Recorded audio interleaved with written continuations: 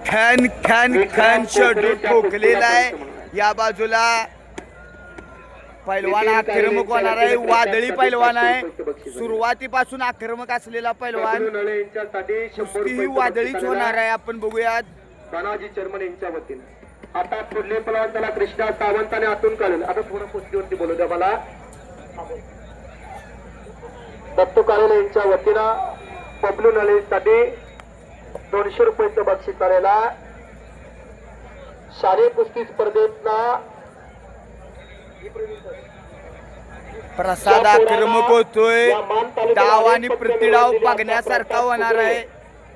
गोरा घुमटा देखना असणारा पलान सोन्याचं पाणी अंगावर खेळल्यासारखा सोनं चाफ्याचं फुलासारखा दिसणारा आणि त्याच्या विरोधात लढतोय कृष्णा पाटील पुण्याचा 65,000 रुपये इनामाची कुस्ती चालू आहे.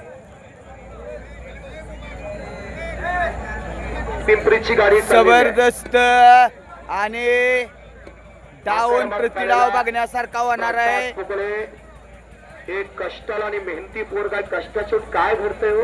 वादळापूर्वीची शांतता आहे. काहीतरी घडणार आहे या ठिकाणी. याच्या वडिलाचं फार मोठं कष्ट आहे हो. आपण बघूयात. बाप प्रत्येक मैदानावरती हजर असतो. जबरदस्त नवनाथ खांडेकर टांग लागणार का. 2012चे इरिगेशन कामगार केसरी टांग डावाची पकड घेण्याचा प्रयत्न आहे. दरम्यान कुस्ती बाजूला जाणार का टांग लागणार. या ठिकाणी कराड शिंदे दरम्यान कुस्ती बाजूला गेलेली आहे. शिवाजीभाऊ शिंदे जबरदस्त आणि टांग प्रेक्षणीय टांग डावावरती प्रसाद विजय झाला. प्रसाद विजय झाला. चांगल्यानं चांगल्यावरती विजय मिळवला.